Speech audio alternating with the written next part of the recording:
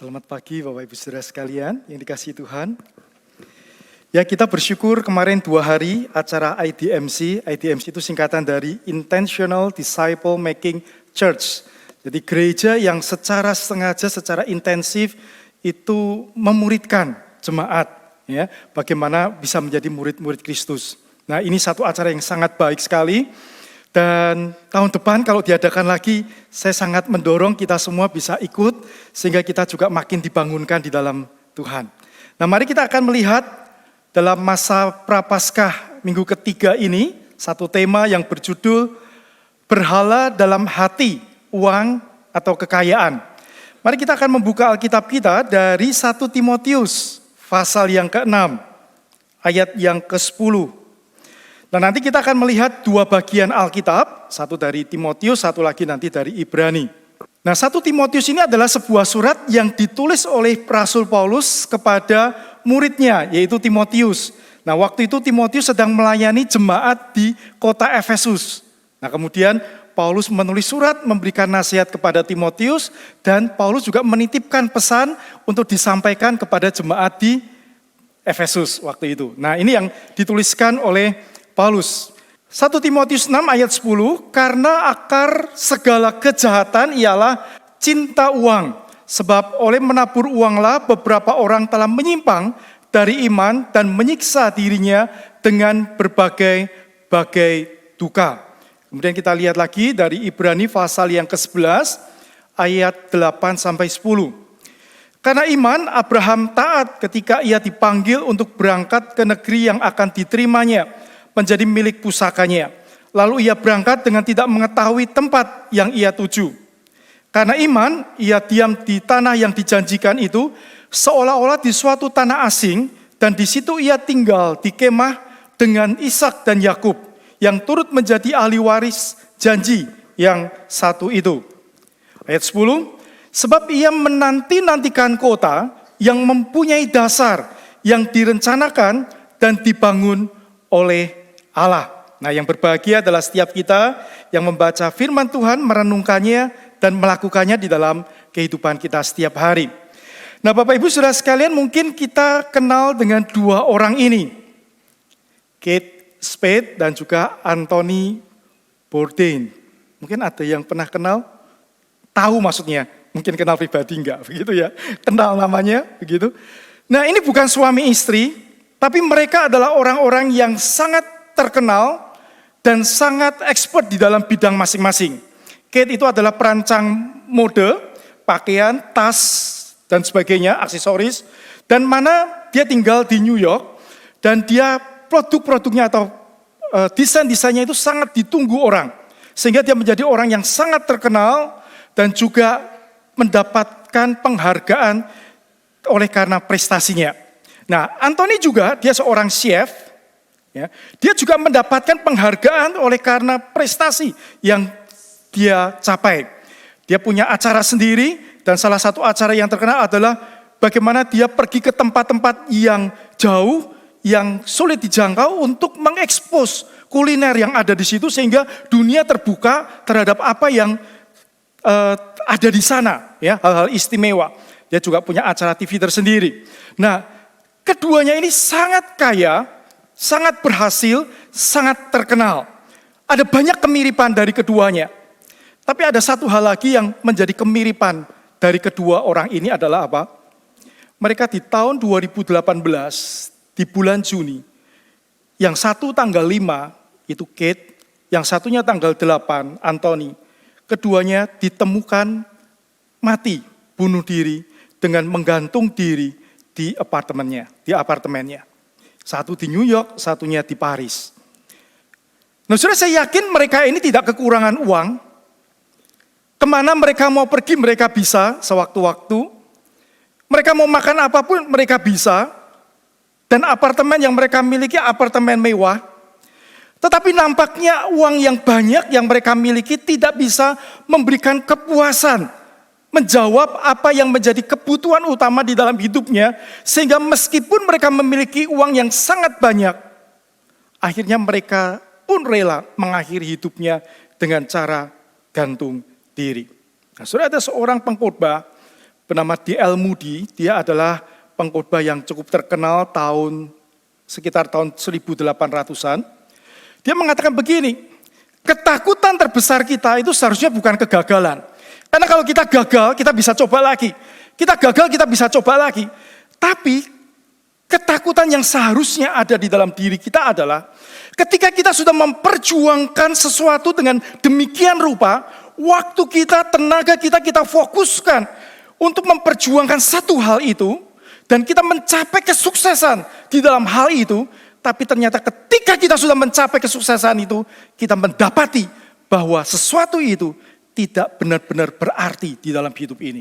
Dan itu merupakan satu ketakutan yang mengerikan. Karena kita sudah investkan waktu, hidup kita, mungkin keluarga kita, segala energi kita. Tapi ternyata semua yang kita dapat, kita menyadari itu tidak betul-betul berarti di dalam hidup ini.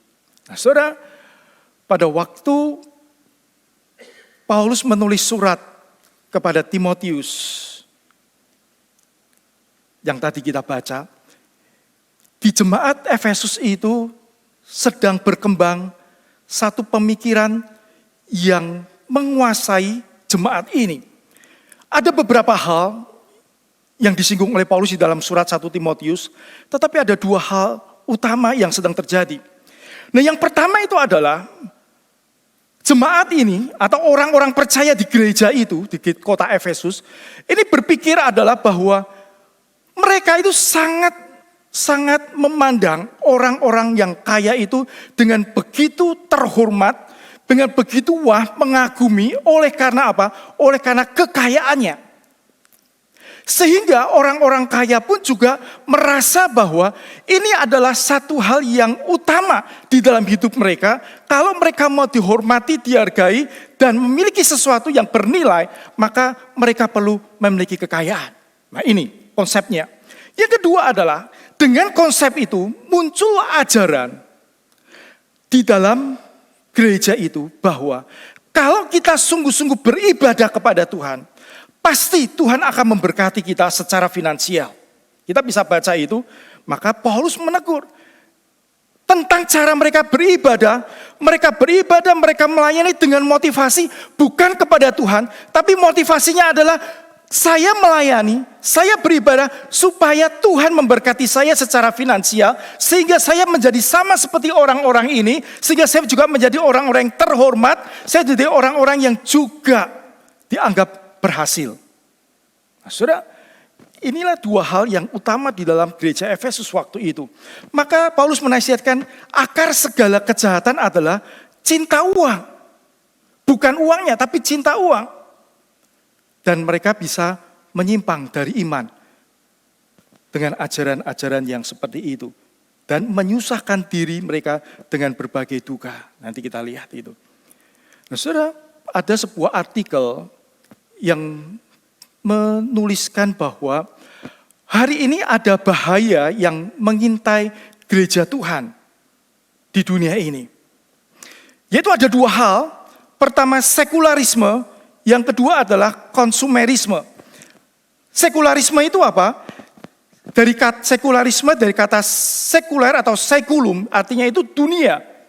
Di mana pikirannya adalah bahwa fokus utama adalah apa yang ada di dalam dunia ini, apa yang dibutuhkan di dalam dunia ini, dan apa yang menjadi pemikiran tentang dunia ini dipengaruhi oleh cara berpikir di luar gereja yang mana menekankan bahwa ketika kita memiliki segala sesuatu yang berkaitan dengan uang, kekayaan, maka itulah yang bernilai di dalam hidup ini. Maka tidak heran kemarin minggu lalu kita sudah mendengar dari Pak Pendeta Jeffrey Xiao yang mengutip perkataan Tim Keller atau Timothy Keller di dalam bukunya, di mana dikatakan bahwa di dalam hati kita yang terdalam, kalau kita mengatakan bahwa sesuatu itu bernilai, di mana kita menganggap ketika saya memiliki ini, hidup saya menjadi bermakna. Ketika saya memiliki ini, maka hidup saya menjadi bernilai, hidup saya menjadi lebih aman. Maka sebetulnya kita sudah menempatkan itu sebagai berhala di dalam hati kita. Nah, ini sebetulnya yang sedang mengancam di dalam gereja Tuhan. Nah, yang kedua adalah konsumerisme dengan adanya media sosial, ya, kita tahu bahwa kita buka IG, kita buka Facebook, keluar iklan yang macam-macam, sehingga kita bisa tertarik dengan endorse kuliner, restoran baru buka, dan ketika kita tahu bahwa teman-teman kita sudah pergi ke sana, dan kita tidak, atau kita belum, maka kita merasa ketinggalan. Sehingga ada perasaan FOMO, fear of missing out, rasa takut kalau kita ketinggalan atau kehilangan sesuatu. Konsumerisme. Sehingga apa kita lihat, begitu banyak hal ketika ada hal-hal baru, kita bisa merasa ketinggalan kalau kita tidak mengikuti itu. Belum kita lihat WA, keluar status, foto teman kita pergi ke sana, ke luar negeri, pergi ke sana. Kita merasa kalau saya tidak ikut pergi juga ke sana suatu waktu, maka kok saya menjadi orang yang ketinggalan. Saya menjadi orang yang seolah-olah tidak lebih berhasil dari orang itu. Sehingga perasaan kita sendiri merasa tersisih. Maka tidak heran bahwa akhirnya ketika itu terjadi, kita berlomba-lomba untuk menampilkan satu gaya hidup yang sebetulnya dituntut dan ditawarkan oleh orang-orang di luar, di dunia ini, untuk menunjukkan siapa kita sebagai orang yang sukses, sebagai orang yang berhasil. Dan itu bisa menyebabkan akhirnya pengeluaran kita itu jauh lebih besar daripada pendapatan kita. Kemudian kita akhirnya utang kartu kredit dan akhirnya tidak bisa terbayar. Dan akhirnya apa? Kita merasa bahwa kalau saya memiliki uang yang banyak, maka saya akan bisa membuat hidup saya itu menjadi lebih bernilai, lebih bermakna. Dan ketika kita di dalam hati kecil kita, meskipun kita beribadah setiap minggu, meskipun kita melayani Tuhan di gereja, tetapi hati kecil kita lebih melekat kepada uang dan mengatakan bahwa kalau saya punya itu, hidup saya akan lebih bermakna, hidup saya akan lebih bernilai, hidup saya akan jauh lebih aman. Saudara, ketika kita punya hati itu di dalam hati kita yang paling dalam, sebetulnya kita sudah menempatkan uang menjadi hal utama dalam hidup kita. Saudara, pertanyaannya begini, apakah Tuhan itu benci dan tidak suka dengan uang atau orang menjadi kaya? Itu ada loh beberapa orang Kristen yang berpikir begitu. Karena apa? Ada perumpamaan atau cerita di dalam Alkitab, Lazarus dan orang kaya. Lazarusnya masuk mana? Surga, betul? Orang kayanya masuk mana? Neraka, begitu kan? Terus dikatakan bahwa lebih mudah bagi unta untuk masuk ke lubang jarum daripada orang kaya masuk kerajaan surga. Seolah-olah orang kaya ini sesuatu atau seseorang yang di luar kerajaan Allah, tidak ada di dalam hati Allah. Apakah begitu? Enggak. Kalau kita lihat dalam Alkitab, banyak sekali orang-orang yang diberkati luar biasa seperti Ayub, nanti kita lihat Abraham, Salomo, Daud. Dengan perkayaan yang berlimpah, Tuhan mengasihi mereka dan mereka dikatakan orang yang hidup dekat dengan Tuhan. Jadi gak ada hubungannya. Tapi yang masalah adalah apa? Di dalam hati mereka. Ini bukan masalah kaya atau miskin, tapi ini adalah bagaimana menempatkan Tuhan di dalam hati. Alkitab tidak pernah menentang soal uang. Karena uang itu di dalam tangan Tuhan. Uang yang diberikan kepada orang-orang yang mengasihi Tuhan itu bisa dipakai untuk memberkati banyak orang. Kita bisa menggunakan uang untuk memberkati keluarga kita, memberkati orang lain yang membutuhkan, memajukan pekerjaan Tuhan. Uang itu sangat-sangat berguna sekali di dalam tangan Tuhan. Tetapi di dalam tangan iblis, uang ini bisa membutakan. Seolah ketika kita memiliki semuanya ini, kita tidak perlu lagi Tuhan di dalam hidup kita. Nah, saudara, pertanyaannya sekarang adalah bagaimana? Hari ini kita masih butuh uang, betul? Setiap hari kita masih perlu uang. Hari ini kita berjuang setiap hari juga berkaitan dengan uang. Bagaimana kita bisa punya hati yang berkenan kepada Tuhan? Di satu pihak kita bekerja berkaitan dengan uang, tapi sebetulnya pada waktu kita bekerja Tuhan juga berkenan dengan hati kita. Kadang orang berpikir antara Tuhan dan uang itu dualisme. Kalau pekerjaan tidak ada Tuhan, kalau di dalam gereja ada Tuhan, dualisme. Enggak begitu. Di dalam pekerjaan pun ada Tuhan di sana. Waktu kita bicara uang, ada Tuhan juga di sana. Saudara, sikap hati yang bagaimana ini? Sehingga kita punya sikap hati yang benar di hadapan Tuhan. Dan menjadi orang-orang yang berkenan di hati Tuhan. Nah, mari kita coba lihat dari kehidupan Abraham. Ya. Nah, Abraham ini disebut sebagai bapak segala orang beriman.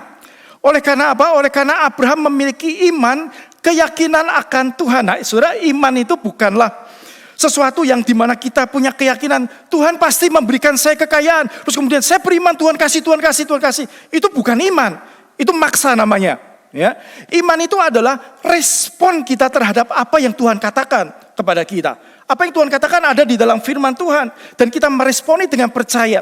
Pada waktu Abraham dipanggil oleh Tuhan untuk keluar dari kotanya, maka Tuhan mengatakan, aku akan memberkati engkau. Dan kamu akan menjadi berkat. Dan Abraham mengimani itu. Jadi artinya dia mempercayai apa yang Tuhan berikan. Tuhan firmankan kepada dia bahwa Tuhan menyertai dia. Maka kalau kita lihat di dalam kehidupan Abraham, ada ayat yang sangat baik sekali. Di sini dikatakan begini. Sebab ia menanti-nantikan kota yang mempunyai dasar yang direncanakan dan dibangun oleh Allah. Kenapa Abraham begitu berani melangkah untuk berjalan bersama dengan Tuhan walaupun dia tidak tahu ke tempat mana Tuhan memimpin? Saudara, Abraham memiliki sebuah keyakinan dan sebuah kerinduan yang besar bahwa dia menanti-nantikan kota yang mempunyai dasar yang direncanakan dan dibangun oleh Allah. Saudara, apa itu maksudnya? Artinya bahwa kalau kita lihat di dalam istilah kota dalam perjanjian lama, ini beda dengan kota pada hari ini, ya, tanpa batas dan sebagainya. Tapi zaman dulu, kota itu selalu dibentengi oleh tembok yang besar. Di dalam kota itu ada keamanan. Di dalam kota itu menunjukkan kesejahteraan. Di dalam kota itu menunjukkan adanya pembangunan. Jadi saudara, ketika pada waktu Abraham berbicara, aku menanti-nantikan kota yang mempunyai dasar. Ini di dalam beberapa terjemahan sangat menarik. Kata dasar ini menunjuk kepada fondasi. Ada terjemahan Alkitab lain mengatakan bukan hanya fondasi, tetapi fondasi yang kokoh, fondasi yang kuat, fondasi yang tidak tergoyahkan. Yaitu yang dibangun sendiri oleh Allah. Dan dia menantikan kesejahteraan bukan berdasarkan apa yang menjadi pikiran manusia, tapi dia hanya menantikan kesejahteraan, dia menantikan keamanan yang dari Tuhan sendiri. Nah, saudara, itulah sebabnya kalau kita perhatikan tadi di dalam bacaan kita, nah kita akan coba lihat apa yang Abraham lakukan pada waktu Tuhan memerintahkan Abraham keluar dari kotanya di Ur Kasdim. Kita tidak akan lihat cerita Abraham secara detail, tapi kita akan menyoroti karena saya yakin kita semua sudah tahu banyak tentang cerita Abraham. Nah, pada waktu Abraham keluar dari kotanya, diminta oleh Tuhan untuk keluar dari kotanya, untuk pergi ke tempat yang belum tahu kemana Tuhan mengarahkan, pokoknya disuruh keluar aja. Nanti aku akan menunjukkan kepadamu. Keluar. Saudara, pada waktu itu ketika Abraham keluar, Abraham bukannya orang yang tidak punya apa-apa. Dia, istrinya, dan keponakannya tidak punya apa-apa, dia keluar begitu aja. Enggak. Mereka ini atau Abraham ini sudah punya kekayaan. Dia sudah punya ternak, dia juga sudah punya budak-budak, sehingga orang ini adalah orang yang sudah cukup mapan sebetulnya. Dia tidak perlu kemana-mana untuk menjadi lebih kaya, bahkan dengan umurnya pada waktu dia keluar itu sudah umur 75. Artinya kalaupun dia tidak kemana-mana, dia bisa mengembangkan usahanya, pekerjaannya di kotanya itu jauh lebih aman. Lebih jelas, kalaupun usahanya tidak lebih berkembang, wong umurnya sudah 75. Sudah cukup-cukup, nggak ada sesuatu yang perlu untuk dipertaruhkan. Tetapi kalau dia keluar ikuti apa yang Tuhan mau, maka resiko itu akan muncul. Di mana pada waktu dia keluar membawa rombongan ternak dan budaknya, maka ada kemungkinan dia bisa diserang oleh gerombolan perampok dan kemudian dia juga dibunuh. Ada kemungkinan itu. Melihat situasi pada waktu itu. Nah, saudara, tetapi Abraham kita lihat di dalam Alkitab, dia tidak pernah mempertimbangkan enaknya saya di sini atau saya pergi ya. Abraham nggak pernah pertimbangkan itu. Tapi Abraham hanya fokus ketika Tuhan memerintahkan, maka dia hanya tahu Tuhan ingin ini dan dia melangkahi itu. Maka kalau kita lihat di sini adalah hal terpenting di dalam hidup kita, bahwa hati kita ini adalah hati yang melekat kepada Tuhan dan bukan hati melekat kepada harta dan uang. Ketika orang melekat pada harta dan uang, pertimbangannya adalah kalau saya ambil ini, apa untungnya? Kalau saya ambil itu, apa ruginya? Kalau saya ambil keputusan ini, apakah untung besar atau tidak? Tapi kalau saya ngikut Tuhan, kira-kira ruginya apa? Untungnya apa? Bisa lebih untung atau tidak? Surat Abraham di dalam Alkitab tidak pernah dicatat ada pergumulan seperti itu. Tapi hanya dicatat bahwa ketika Abraham diminta oleh Tuhan, dia langsung pergi. Karena hatinya melekat kepada Tuhan. Saudara, sebenarnya saya tidak ingin menceritakan ini. Kemarin waktu persiapan, Tuhan ingatkan tentang apa yang saya alami beberapa tahun lalu. Tapi kemudian saya pikir, udah nggak usah diceritakan. Begitu ya. Tetapi ada satu dorongan pada waktu tadi pagi saya menyampaikan firman, ayo disampaikan. Begitu. Karena kalau cerita dari pengalaman pribadi seringkali kurang enak. Begitu. Nah, saudara, tetapi saya pikir ini sangat baik juga. Bahwa penting menempatkan hati kita itu melekat kepada Tuhan. Saya ingat beberapa tahun lalu ketika saya keluar dari gereja ini sebagai full timer. Tadinya saya full time di gereja ini. Kemudian mau dipendetakan, kurang setengah tahun kemudian saya dipendetakan. Tetapi kemudian ketika itu saya memutuskan untuk tidak terus sebagai full time dan dipendetakan. Oleh karena ada dorongan untuk melayani di luar gereja. Maka saya akhirnya memutuskan untuk tidak full time lagi. Nah, saudara, pada waktu saya memutuskan itu ada majelis jemaat, majelis gereja dari gereja lain, bukan gereja kita, GKI yang lain. Kemudian waktu ketemu dia menyampaikan ke saya, kamu apa enggak salah keputusanmu itu? Kamu di GKI, kamu dipendetakan, itu sudah pasti punya rumah, nanti kamu pensiun sudah dikasih rumah. Terus semua fasilitas juga disediakan. Kendaraan rumah selama pelayanan juga disediakan semua. Apa enggak salah kamu? Saudara, waktu dia bicara itu baru saya, loh kok kepikir itu. Tapi betul-betul saya tidak kepikir untuk itu. Tapi ini sampai hari ini saya tidak pernah menyesal dengan keputusan itu. Bukan masalah untung ruginya, karena saya tahu jelas bagaimana Tuhan memimpin dan kita melangkah. Dan ini sebetulnya yang Tuhan mau di dalam hidup kita. Bukan kita pertimbangannya adalah seberapa untung ruginya, tapi Tuhan mau apa? Kita ikut kepada Tuhan. Sudah beberapa tahun yang lalu, ketika saya merekrut satu orang supervisor. Nah, setelah saya keluar dari sini, saya kan pelayanan di luar. Nah, pada waktu saya keluar, saya tidak berpikir untuk mendirikan pelayanan dan kemudian mencari dana untuk penghidupan pribadi. Ya.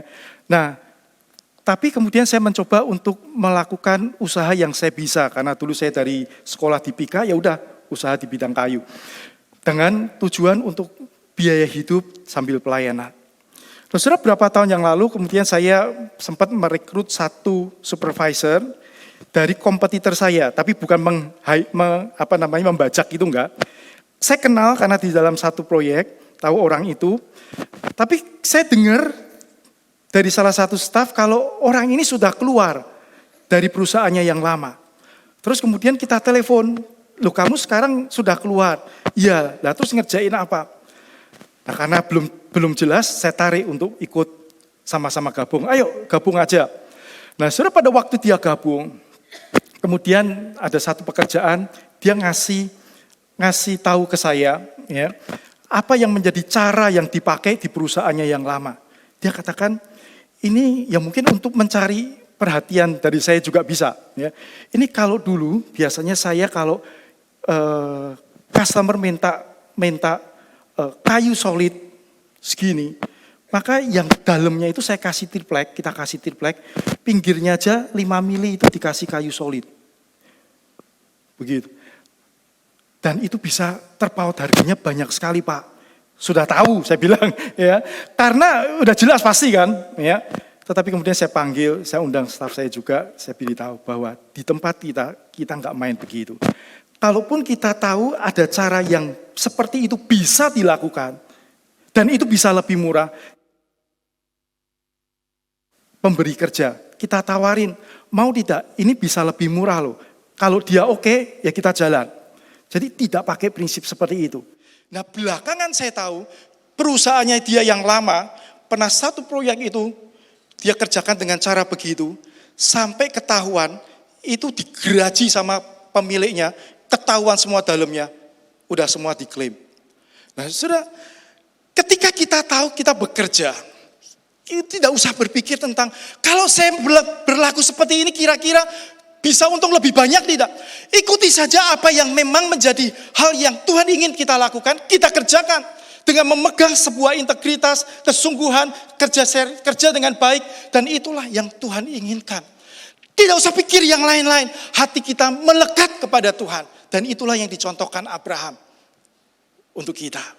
Nah saudara, ketika Abraham sudah keluar dari kotanya, kemudian Abraham juga memberikan Lot keponakannya, itu ternak.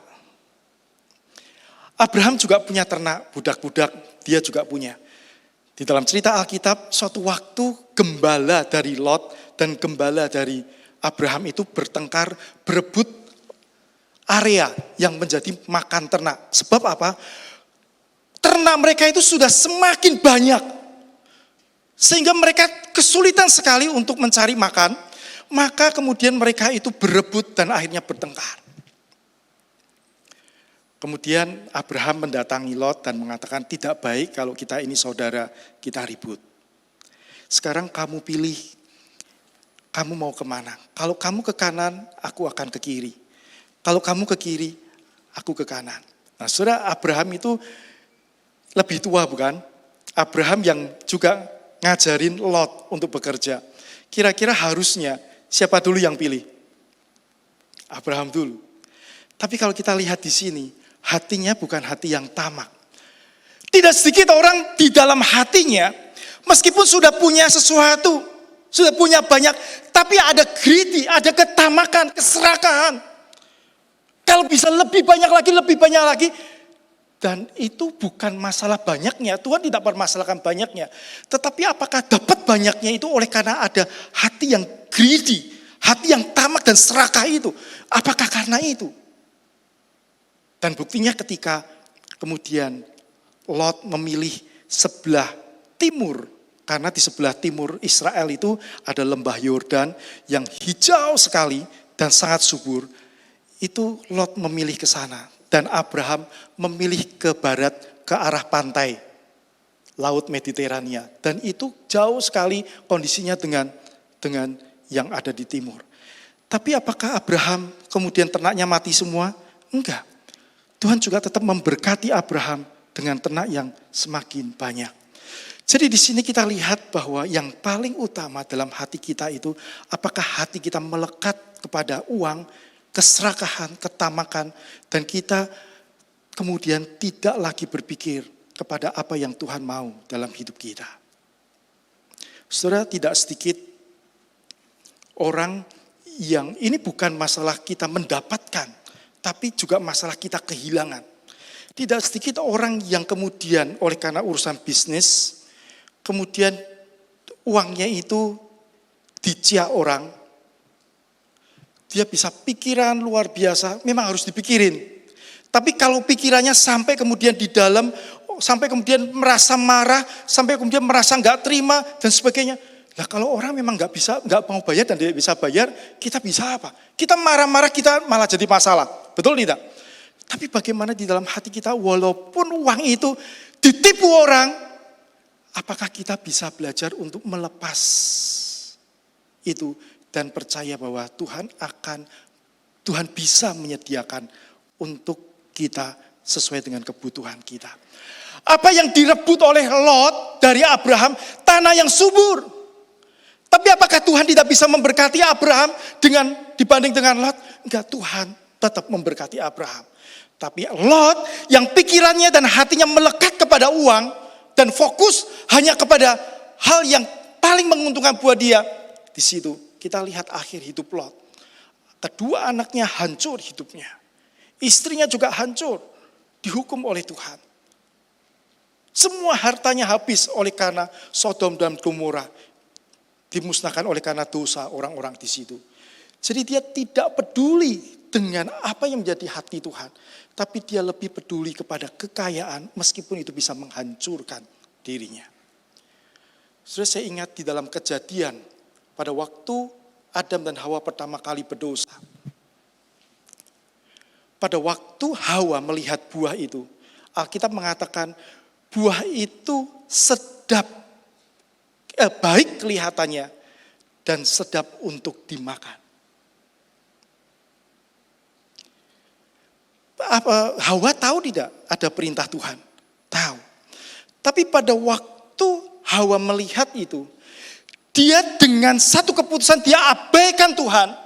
Dia tidak mau mendengar dan dia tidak mau mengingat apa yang Tuhan katakan. Dia hanya fokus kepada itu dan dia lihat itu baik untuk dimakan dan itu baik memberi pengertian, memberikan kesukaan, memberikan rasa aman, memberikan makna di dalam hidupnya. Dan itu hatinya melekat di sana dan kemudian mengabaikan Tuhan. Saudara, ketika itu terjadi, maka Hawa dan Adam dan Hawa berjalan di luar Tuhan. Saudara, hari ini pada waktu katakan bahwa sebab ia menanti-nantikan kota yang mempunyai dasar, yang direncanakan dan dibangun oleh Allah. Abraham di dalam hatinya dia tahu ada kemungkinan dia bisa hancur waktu dia keluar dari tanah Ur Kasdim.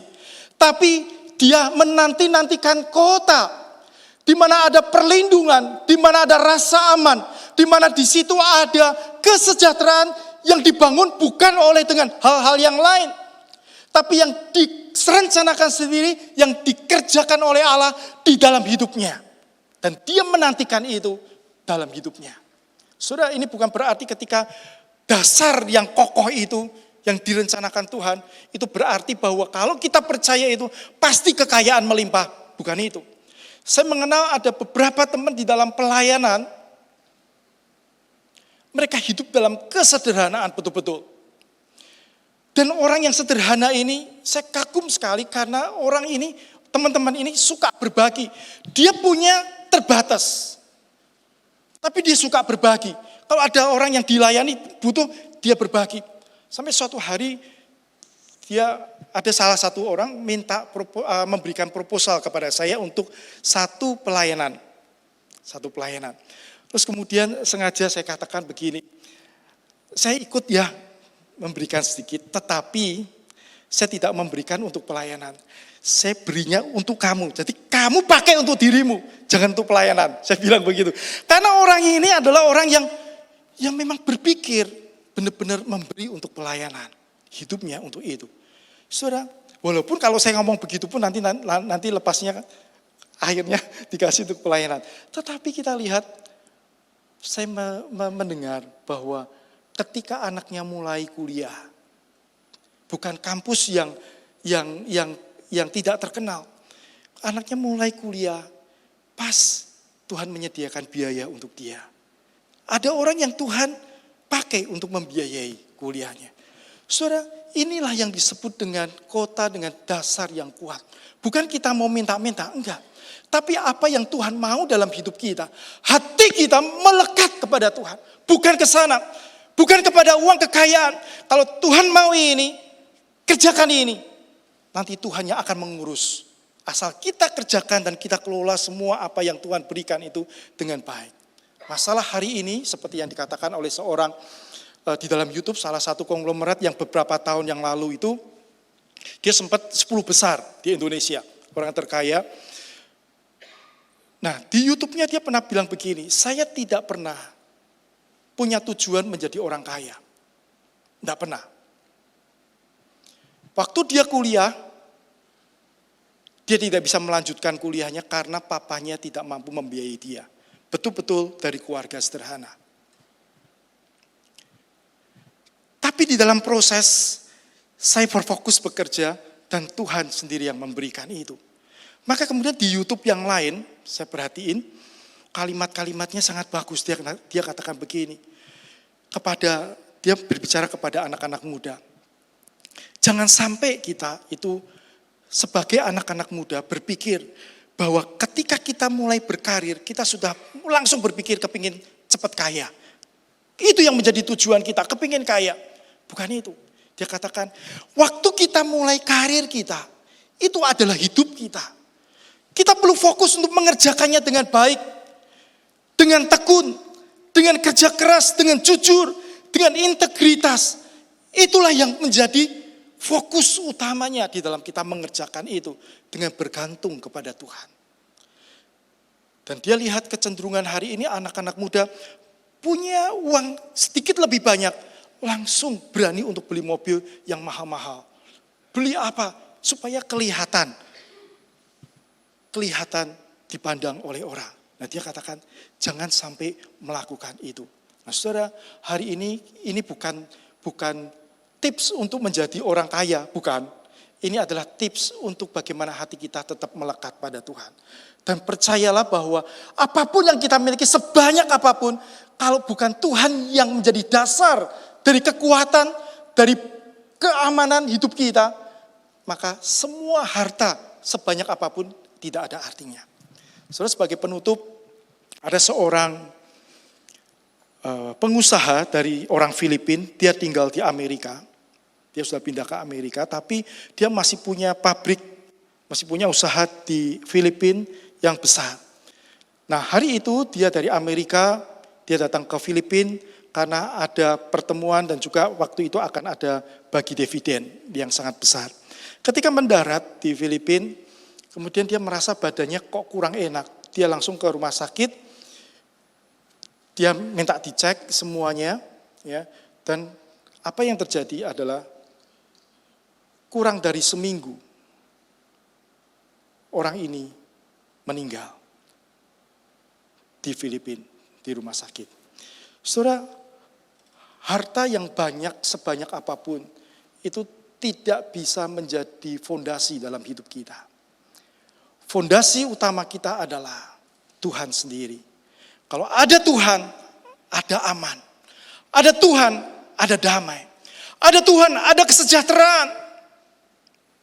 Ada Tuhan, ada sukacita.